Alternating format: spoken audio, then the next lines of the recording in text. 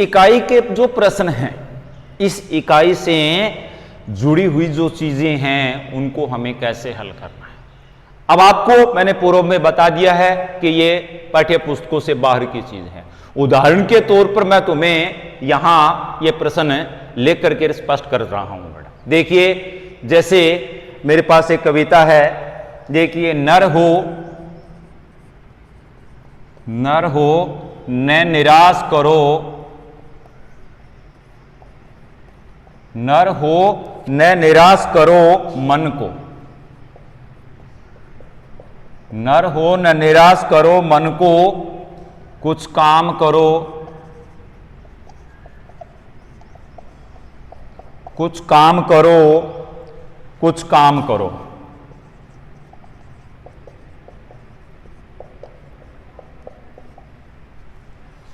अगली पंक्ति, जग में रहकर कुछ नाम करो,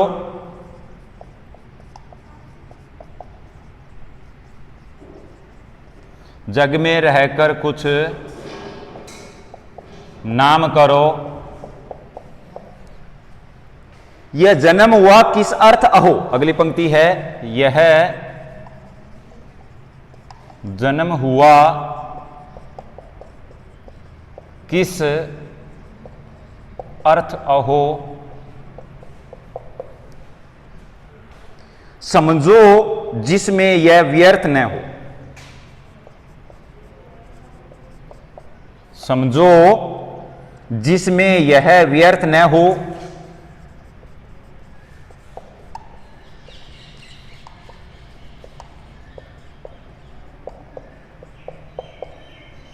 न हो, नर हो न निराश करो मन को, न निराश, यही पंक्ति आगे है। आगे पंक्तियां हैं, संभलो की सुयोग न जाए चला, संभलो की सुयोग न जाए चला, कब व्यर्थ हुआ सदुपाय भला, कब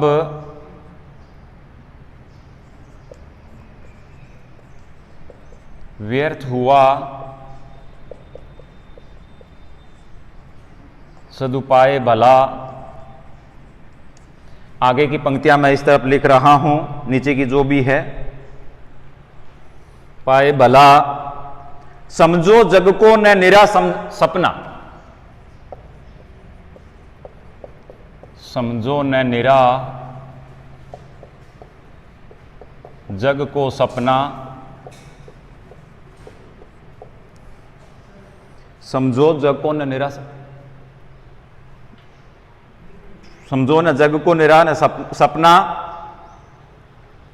पथ आप प्रशस्त करो अपना, पथ आप प्रशस्त करो अपना।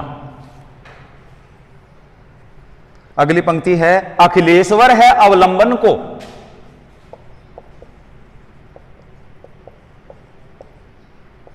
अखिलेश्वर है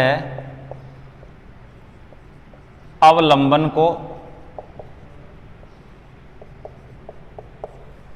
अखिलेश्वर है अवलंबन को, नर हो न निराश करो मन को, नर हो न निराश करो मन को, प्रभु ने तुमको कर दान किए।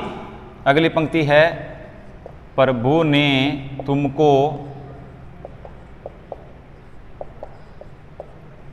कर दान किए, प्रभु ने तुमको कर दान किए, सब वांछित वस्तु विधान किए, सब वांछित वस्तु विधान किए, तुम प्राप्त करो उनको न अहो, तुम प्राप्त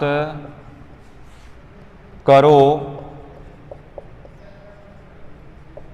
उनको न अहो। फिर है किसका वह दोष कहो, फिर है वह दोष किसका कहो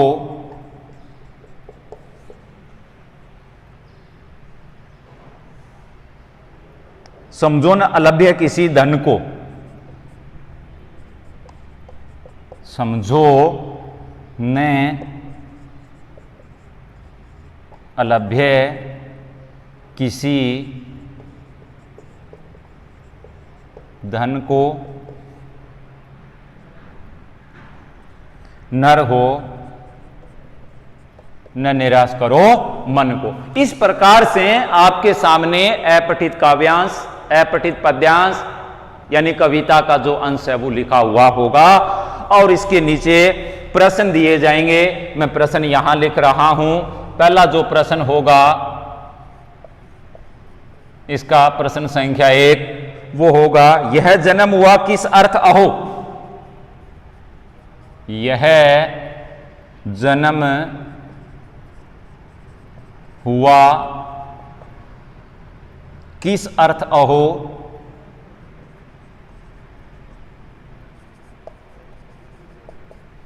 अर्थ अहो इन्वर्टेड कोमा बंद करके, मनुष्य का जन्म किस उद्देश्य के लिए हुआ है। मनुष्य का जन्म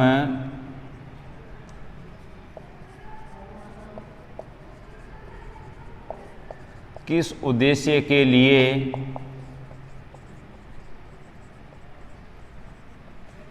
हुआ है, पहला प्रश्न।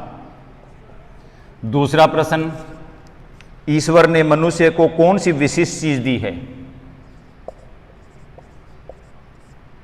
ईश्वर ने मनुष्य को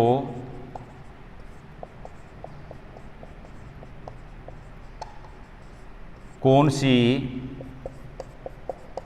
विशिष्ट चीज दी है। इस प्रकार से आपके ये अपठित पद्यांश से जुड़े हुए 2 प्रश्न होंगे। अब देखिए बेटा, जब ऐसा प्रश्न आपके सामने हो तो सबसे पहले आपको क्या करना है, इसका पूरे मनोयोग से अध्ययन करना है, पढ़ना है, इसके अर्थ को समझने की कोशिश करनी है। जब तक आप इस प्रश्न का अर्थ भावार्थ समझ नहीं पाओगे तब तक आप इसको हल नहीं कर पाओगे। पूरे मनोयोग से पढ़ने की कोशिश कीजिए। पहली पंक्ति है, नर हो न निराश करो मनुष्य को। किसके संदर्भ में बात कही गई है? मनुष्य के संदर्भ में।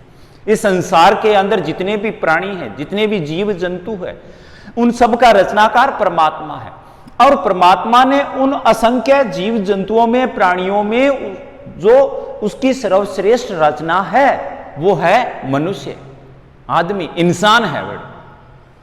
क्योंकि अन्य जीव जंतु है, बलशाली है, शक्तिशाली है मनुष्य से, लेकिन उनके पास जो चीज मनुष्य के पास है वो उनके पास नहीं है।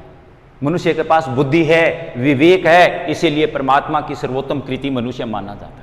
इसी को संबोधित कर, क्योंकि मनुष्य का इस संसार के ऊपर बहुत बड़ा उत्तरदायित्व है। मनुष्य ये नहीं है खाना पीना, बस सो लिया, उठ लिया, दौड़ लिया, भाग लिया और इसी से उसके जीवन का जो कर्तव्य है वो पूरा हो रहा है। नहीं, मनुष्य को इस संसार में रह करके उसको अपने कर्तव्य का निर्वाह करना है। उसी से इस संसार को बनाए रखने की अपेक्षा की गई है, उम्मीद की गई है। उसी को संदर्भ में, उसी के लिए बात कही कि नर हो न निराश करो मन को। मन की बात है बेटा, मन की कहावत है, मन के जीते जीत और मन के हारे हार है। अगर मनुष्य मन से हार जाता है तो उसकी पराजय निश्चित है। अगर मनोबल अपना बना ले, ऊपर उठने का वो प्रयास करे, कोशिश करे, तो असंभव कार्य भी उसके सामने क्या हो जाते हैं, संभव हो जाते हैं। इसीलिए कहा गया है कि नर हो न निराश करो मन को। मन को निराश, कुछ काम करो। तुम्हें संसार में रहते हुए क्या करना है? काम करना है, कर्म करना है। मनुष्य हो और तुम्हें हाथ पांव अपने चलाने हैं, कुछ कर्म करना है, काम करना है। जग में रहकर, कुछ संसार में रह करके तुम्हें अपने ईमानदारी के साथ कर्तव्य का निर्वाह करके और इस संसार के अंदर क्या करना है? नाम कमाना है बेटा। नाम कमाने के पीछे आपका स्वार्थ नहीं होना चाहिए। नाम कमाने के पीछे जग की, संसार की भलाई होनी चाहिए, दूसरों का हित होना चाहिए बेटा, दूसरों का परोपकार होना चाहिए इसके अंदर। इस प्रकार से संसार के अंदर हमें अपना नाम कमाना है बेटा। देखते हैं बेटा, हमारा इतिहास है अलग अलग आदर्शों से भरा हुआ है। बड़े बड़े ऋषि मुनि, महात्मा, योगी, जपी तपी बहुत कुछ हुए हैं सृष्टि के ऊपर। उन सब के पीछे अगर हम दृष्टिपात करें तो कहीं भी उनका हमें स्वार्थ दिखाई नहीं देता है। इसीलिए उनका संसार में नाम क्या आज तक चल रहा है, वो अमर है। उसी संदर्भ के अंदर रचनाकार कह रहा है, संसार में रह करके तुम्हें क्या करना है, इस प्रकार से अपना नाम करना है। ये जन्म हुआ किस अर्थ को? मनुष्य को बार बार संसार में जन्म नहीं मिलता, एक बार मिलता है। और मनुष्य योनि में जन्म लेकर के तुम्हें अपने इस जीवन को क्या बनाना है, सफल बनाना है। इस जन्म को बेकार में ही खत्म नहीं करना है।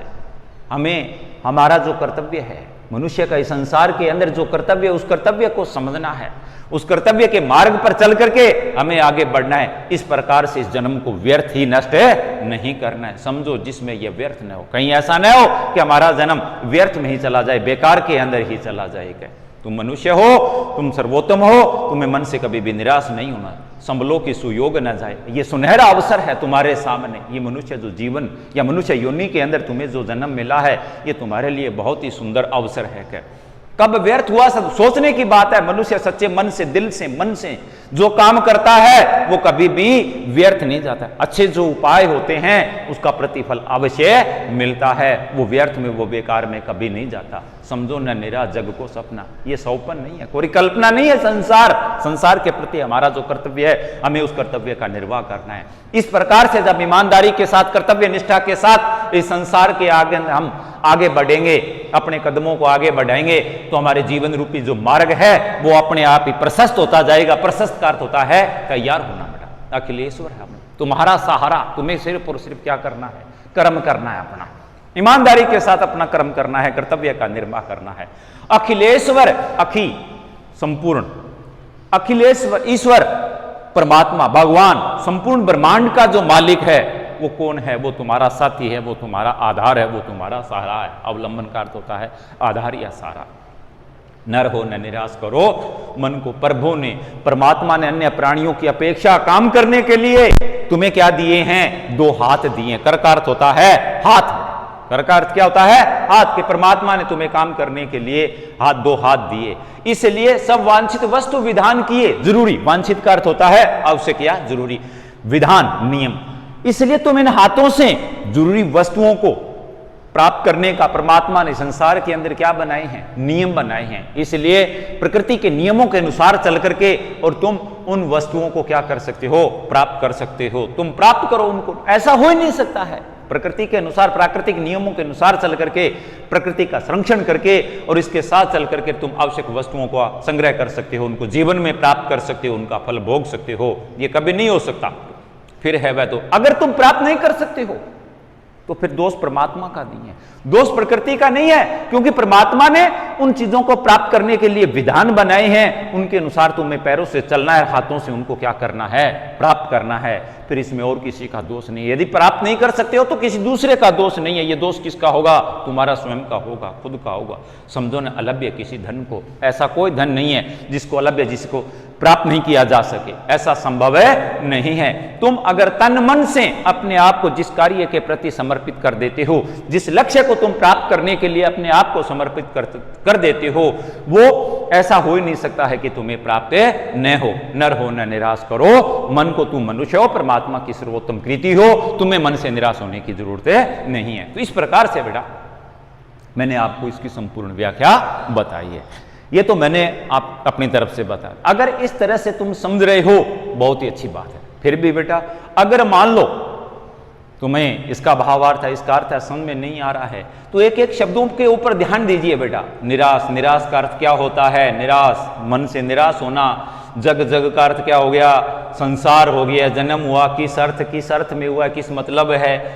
अर्थ व्यर्थ, व्यर्थ का मतलब क्या होता है? बेकार। समलो, सुयोग, सु उपसर्ग है जिसका अर्थ क्या होता है? सुंदर, अच्छा, अच्छा योग अर्थ मिल गया इसका। व्यर्थ, बेकार हो गया। सदुपाय यानी सदुपाय, अच्छा उपाय। समझो जग को निरान्य सपना, पथ पथ का मतलब होता है मार्ग प्रशस्त तैयार करना। अखिलेश्वर मैंने आपको बता दिया, संपूर्ण ईश्वर, संपूर्ण विश्व का ईश्वर। अवलंबन, अवलंबन मतलब आधारित, आधार। प्रभु परमात्मा, कर कर का अर्थ होता है हाथ। सब वांछित, सारी वांछित जरूरी वस्तु, विधान, नियम है दोष किसका। इस प्रकार से आपको अर्थ, शब्दों का अर्थ समझने की कोशिश। जब आप शब्दों के अर्थ समझ लेते हो, बहुत हद तक उस अपठित वाक्यांश पर, उस कविता पर हमारी पकड़ बन जाती है। हमें बहुत हद तक वह पद्यांश समझ में आ जाता है। इसके बाद में भी अगर मान लो शब्दों का अर्थ नहीं समझ पा रही हो, आपके सामने परेशानी है, वो ज्यों की त्यों बनी हुई है, तब अंतिम उपाय हमारे पास बचता है, वो होता है इसके नीचे दिए गए प्रश्न। प्रश्नों पर ध्यान दीजिए। प्रश्नों पर जब आप ध्यान दोगे तो आपको उन प्रश्नों से संकेत मिलेगा, आंशिक संकेत मिलेगा छोटा सा। यह जन्म हुआ किस अर्थ हो, मनुष्य का जन्म किस उद्देश्य के लिए। इसका तात्पर्य यह हुआ किस काव्यांश के अंदर जो रचनाकार है, जो कवि है, वो ये बता रहा है कि मनुष्य का इस संसार के अंदर जो जन्म हुआ वो किस उद्देश्य के लिए। अर्थात कोई ना कोई उसका उद्देश्य है, कोई ना कोई संसार के अंदर उसका कर्तव्य है। इसका तात्पर्य है कि मनुष्य के कर्तव्य की बात की गई है इसके अंदर।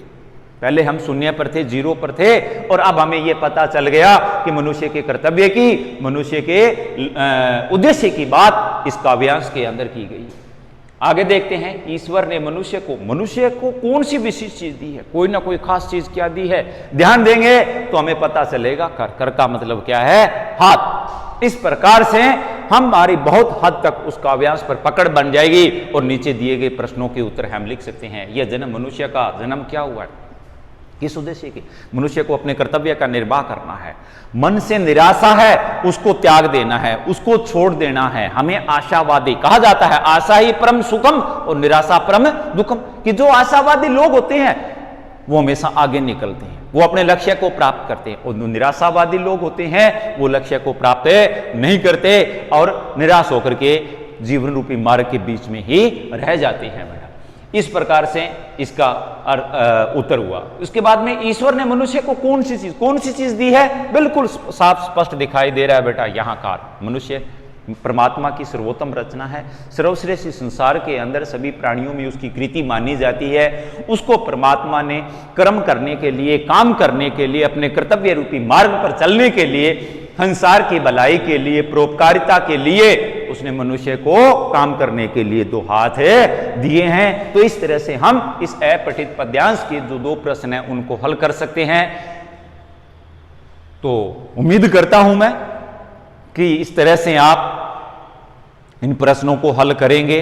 इसके अलावा बेटा आपको मैंने कक्षा 11 के अंदर भी कुछ सामग्री दी भी है और आपको मैंने बताया भी है कि आसपास के अंदर जो भी किताबें हैं या और कोई चीज़ आपके पास है तो उनमें से इन चीज़ों को देखिए, पढ़िए, पढ़ करके, समझ करके, और आपकी जो अभ्यास पुस्तिका है यानी रजिस्टर जो है उसके अंदर नियमित रूप से आप इसको लिखें, लिख करके और उसके प्रश्नों जो नीचे प्रश्न दिए गए हैं उन प्रश्नों के उत्तर भी आप नियमित रूप से करें बेटा। ये करना बहुत जरूरी है बेटा। देखिए अभी तक हमने किताबों के हाथ नहीं लगाया है, किताबों के हाथ तो हम तीसरी इकाई में जाकर के लगाएंगे। उससे पहले इकाई 8 नंबर की और दूसरी 16 की है। 16 और 8 24 नंबर हमें स्वयं तैयार करने हैं। हमें अपने ऊपर निर्भर होना है। हम 80 में से 24 नंबर है वो पहले हमें अपने आप तैयार करने होंगे। तो इस 8 पहले इकाई के जो 8 नंबर है, इन 8 में से जो 4 नंबर का जो काम है उसको इस विधि से, इस तरीके से आपको घर बैठे बैठे ही करना है बेटा। जो भी सामग्री आपके पास है पहले उसको पढ़िए, देखिए, समझिए और उसके बाद में उसको हल कीजिए बेटा। अगर कोई समस्या आती है तो आप मेरे से संवाद स्थापित कर सकते हो। कल मैं आपको अपठित पद्यांश के बाद में अगला जो प्रश्न है इसी इकाई का 4 नंबर का वो है अपठित गद्यांश, उसके बारे में बताऊंगा बेटा। उम्मीद करता हूं कि कल आप इस चीज को जरूर ध्यान से सुनेंगे। धन्यवाद बेटा।